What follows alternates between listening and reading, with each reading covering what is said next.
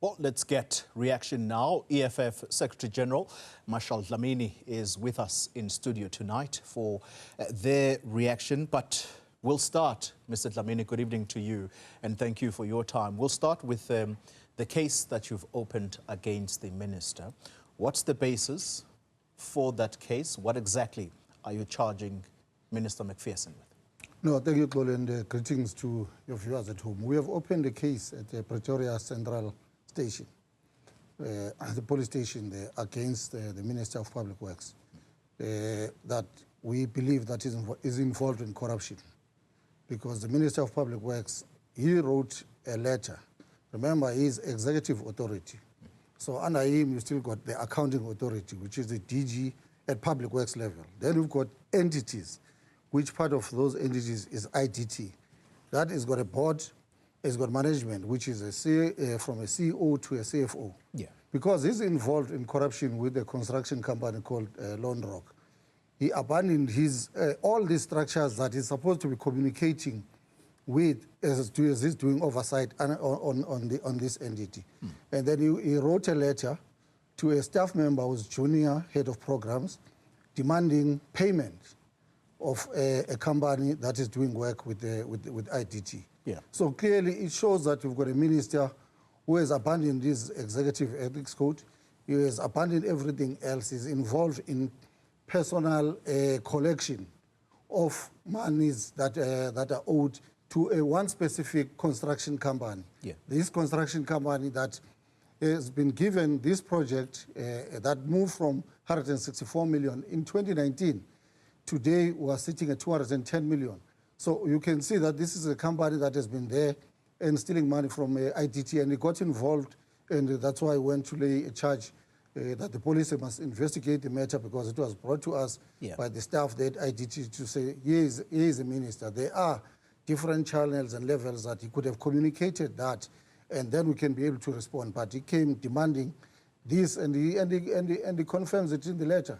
Okay. That he's not supposed to do that, but because of the pressure of whatever corruption is involved with, that's why he abandons every protocol, every governance structure that is put there to look over those entities, and it goes directly to be the collector of money on behalf of the one specific construction company with an ITT that is operating all over the country with many service providers that are working there, but he's just working for one specific construction company. All right, so let's deal with some of what is a letter that you say he confirms it.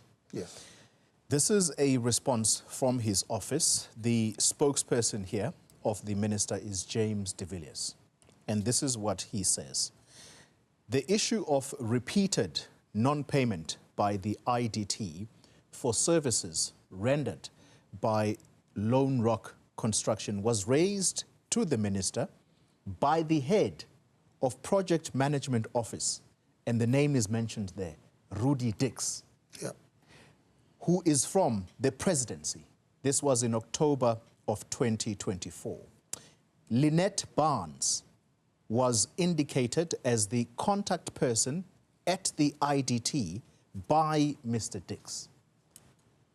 Does that make sense to you, perhaps, as to the pressure, first of all, that clearly had been weighing on the minister's shoulders, that there is a message now from the Project Management Office within the presidency, and the name of the individual is mentioned there? Does that sway you in any way? No, Chloe, it doesn't at all. Remember, he is a minister, and his duties and roles are outlined, that he's an executive authority. It's not accounting. So even if there was a letter from presidency, which is the same grouping of corrupt individuals, even if that letter comes, there's no justification of why he would leave the DG, who's an accounting, to say, DG, my mandate does not talk to the issues of financial and operational responsibilities. I don't have that mandate. You are the DG of Public Works. Please go and attend to this matter. Even when you get to IDT, you still get the executive at IDT It doesn't call the CEO, it doesn't call the CFO. It goes straight to this individual who's a junior staff member to go and put pressure that I need to collect money on behalf of this construction company. So, so he cannot escape that. It doesn't matter what pressure you're getting. As the head of that institution, there are protocols, there are governance structures that have been put in place by FMA and all other structures that says, this is how we're going to conduct yourself. That excuse is an excuse that we've been hearing from all the corrupt individuals that have been arrested, that have been found wanting, that are running departments and say there was a pressure. Others, they even say, no, I had to sign a contract on top of a boot, making an excuse.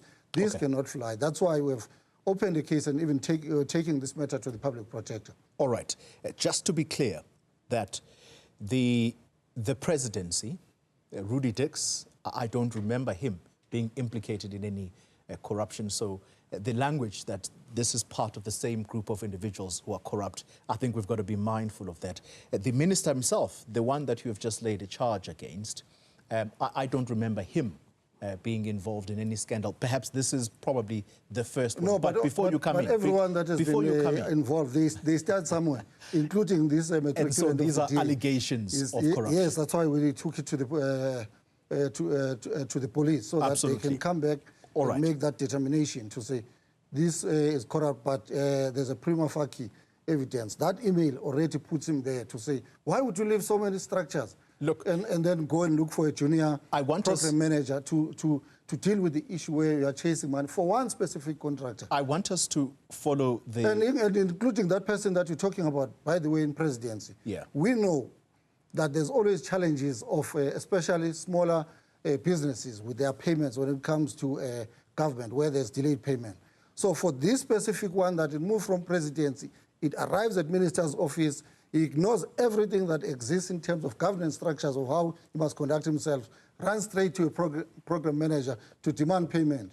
That is enough suspicion to show that this guy is involved, and the truth is going to come out, because we're not going to let off this matter. So you may well be onto something then, because yes, those are issues that perhaps you have got to explore. Why would an individual in the presidency be so concerned, given that government departments do not keep to their timelines many a times? And then we also know that the ministers are not supposed to get involved in operational issues. But we've explored that now.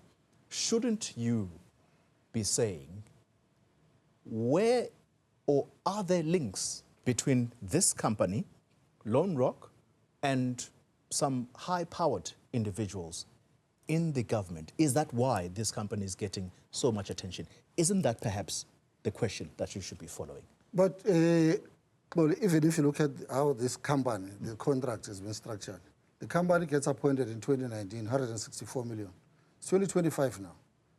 This company this company is still there with 40 million variation on top of what their original contract was. You can see that this is an unending contract, and on top of that, the whole minister leaves everything else that he's doing to go and write a letter and say, I want to collect money on behalf of this. But you're not answering my question. My simple question to you is simply this, that have you established any links between this company and powerful individuals within government? Yeah, this minister, this is a link. Yeah, he's written a letter. He's linking himself. What do you mean? We have established it. That's why I've taken to the police now to say, police, follow this thing. We are here to, as a public representative, to make sure that the money of the taxpayers is spent correctly. So there is a link. The minister has linked himself. He was going to answer to the police. What about the fact that the IDT, the very entity we're talking about, has failed to pay these companies or this company within 30 days? No, Claudia, remember on this payment... Isn't that an issue for the EFF? No, it's not an issue on this one. How can it not be an issue for the EFF? No. But let's talk to this specific issue. Here, the issue is the variation. Remember that you got an original scope of how much you get appointed to do a certain part of work, and that scope remains. Once you go beyond that original amount, then we got what you call variation orders. And those treasury is very clear that they cannot just continue the finance department of that entity. They must get the approval. And that's the argument and the delay to say we cannot pay this contractor without the approval from Department of Public Works, including Treasurer. Yeah. But the minister, he doesn't go there. He goes and demand the payment. So it's not just an issue of, we agree on the departments not paying smaller businesses that have closed a lot of them and liquidated a lot of them. So that's a massive issue. No, for it's the an issue that we've always dealt with. But we're not going to ignore signs of corruption that we have seen coming from a white minister of the DA. We're fast running out of time. I've got to ask you the question about this very same entity. You will remember not so long ago, 800 million rand in the oxygen tender that ultimately was cancelled. That tender completely mishandled by the very same entity. Have you paid attention to competency issues within the people that work in the IDT? Have you paid attention to the lack of know-how in how they run this entity? There are audited financial statements that are delayed. These are some of the issues here. Surely this entity has got lots to answer for as well. Definitely, and we do that every day. I think EFF is the best performing when it comes to accountability and holding the executive accountable, including these entities when they come to Parliament. Our members that sit in this portfolio of public works, they do exactly that to make sure that that gets done. But we must not be diverted by that 800 million. That must be followed too. Everyone that is involved, including staff and executive and everyone, including Dean Macpherson, they must be held accountable because he's involved on this one of 210 million with a company called Lone Rock. So we're chasing everything. We're not going to leave him. He's involved. He's the executive authority. He knows that he has violated his members' executive code. That should be guiding him on how to do the work. We know that he might not have a lot of skill in the work that he's doing because of his issues with metric and everything. That's why we said to Cyril, why did you remove Sihle there? Sihle was trying to do a good job with proper qualifications.